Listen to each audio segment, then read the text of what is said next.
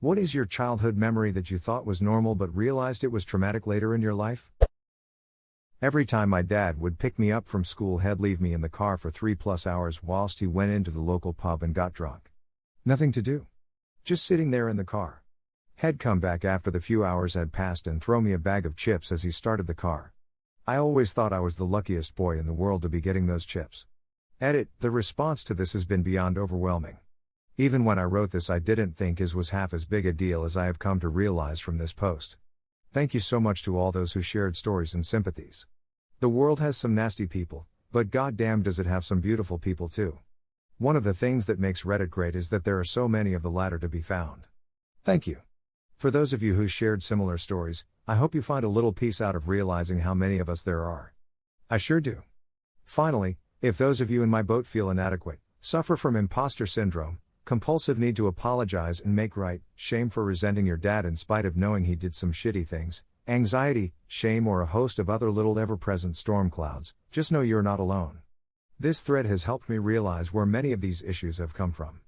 I hope you all get past it and use the memory of it as a tool to do right with your kids one day. Be happy, you're worth the space occupy. My dad took me with him on a run to buy drugs.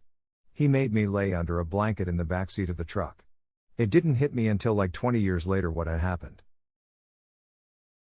Same thing happened to me. Nothing like falling asleep on the ride home from school with your dad, only to wake up in some unknown ghetto's parking lot in the dark with no sign of your dad. Luckily he's gone straight, but the one thing he'll never forgive himself for is walking out of his dealer's apartment to see me huddled in the backseat of his car, crying hysterically. Duckman. I hope you're going well with each other now. As a kid, I used to brag about being able to sleep for over 24 hours straight to friends or teachers or really whoever would listen. I was mid-sentence mentioning it as a freshman in college when I realized my divorced father was drugging preschool me with cold meds so I'd sleep through his weekends of custody with me. It really ducked up my sense of reality for a while. My older sister used to play our Disney read-along tapes to my younger brother and I, whilst guiding us through the words in the books. She taught us to read this way. I didn't realize till years later that she was using the tapes to cover the sound of our parents fighting downstairs. It saddens me that she never got to have a childhood. Went to pick up my uncle at a crack house when I was like 11, people sprawled out everywhere, some lady was on the couch sleeping naked, me and my cousins were just snickering cause we got to see boobies. What were you doing inside the house? When you picked up your uncle, who were you with? My cousins and I were running errands with my other uncle, their father. He got a call that they knew where his brother was and we headed straight to the address they gave him. He was missing for a while, so either my uncle had no idea what was to be expected or he just wanted his little brother back so bad he got tunnel vision. I bet the decision on whether or not to take y'all into the house weighed heavily on him. Do I keep them in my sight at all times or leave them out here? What if I get hurt in there? What if they get hurt out here? What if they get hurt in there? My mother would have to regularly go on rescue missions to stop my grandmother from killing herself. I would get phone calls saying I'm on the way to grandma's again. Do you know why your grandmother was suicidal? She was diagnosed with bipolar, and was on and off her meds a lot. My mom had a kind of sixth sense to know when she was about to have another episode, and would drop everything to go stop her. Shit cycles like no other, and most people with it like to think they're unpredictable but really can be read like an open book before hitting a new episode. My wife has it, and if she stops sleeping so much and wants to argue more, I know a high is coming. If she's just absolutely exhausted and not bathing, I know a low is going to hit. I've usually got like a 2 or 3 day warning. Yep, unpredictability is a huge misconception about bipolar. An episode has several days of onset and the warning signs are very obvious if you know what to look for. One of the most effective treatments is teaching patients how to recognize this so they can adjust accordingly. One year on Halloween, I was probably about 8 or 9 years old. My mom didn't let my sister and me go outside to do some trick or treat in the neighborhood but bought us a new Barbie movie and lots of sweets instead. Also, we were allowed to stay up as late as we wanted to.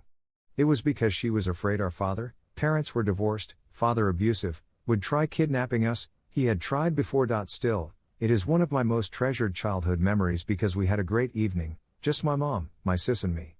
Edit, wow guys, you're incredible. Silver. Twice. Thank you so much. And thank you for all the kind words. My mother really is the best mom in the world. She gave up her whole life to protect us and make sure we would grow up happy, despite all the problems we had with my father. He died from cancer when I was 12, and afterwards things became a lot easier. She raised two loving, happy young women who love her more than anything else in the world, and I don't miss an opportunity to tell her how much she means to me. Because if this has told me one thing, it is you never know when something terrible will happen, and I want to make sure she knows I love her no matter what. I hope you all have someone who gives you the strength she has given my sister and me through all these dark years. 3 Gold? Thank you very much. She was really doing the best she could to protect you. My father and I had a game when I was a child. Help Daddy remember what hospital he went to last. My father was mentally ill, and would hurt himself purposely to get more anxiety, antipsychotic and pain drugs.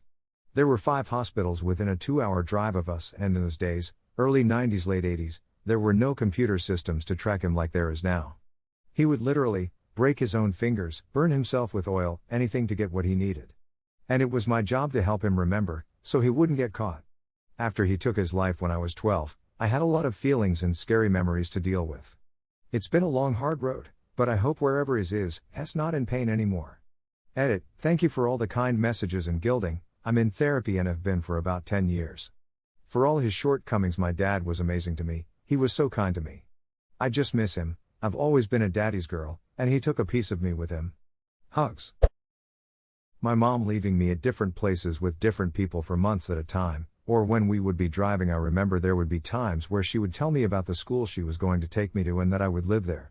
I remember her describing the horses they had, lies, and how much I would love it. She never ended up taking me there but would always talk about it like it was some magical place. Found out from my uncle years later it was an orphanage. Only reason she didn't end up taking me is because he threatened to kill her if she did. It sounds ducked up to be taken to an orphanage, I know, but per the abuse some people take, aka this thread, for ref. It may be the correct course of action. In middle school, I started getting a lot of stomachaches due to undiagnosed acid reflux. I was also a really anxious kid, so I feared I was gonna throw up a lot. Thus, almost every night I'd take half a Tums. One night offhandedly told my best friend, she looked terrified. "I think you might be addicted to Tums," she said. We had just learned about addiction and I told her I didn't feel withdrawal without the medicine and that I was just taking it as prescribed. She still seemed unconvinced, so I told her she was being silly and dropped it. In high school, I learned her brother's drug addiction had been tearing the family apart and she was probably terrified one of her closest friends was using too. Edit. Jesus, 17,000 upvotes? I didn't think this story would click with that many people.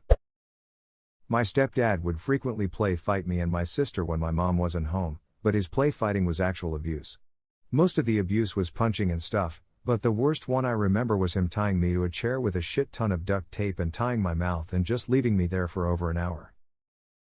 Wow, that is totally ducked up. Did your mom find out?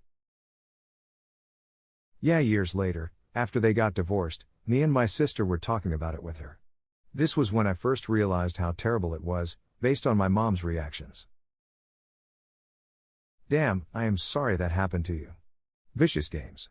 As a kid you really would have a hard time understanding that. Especially if they were laughing.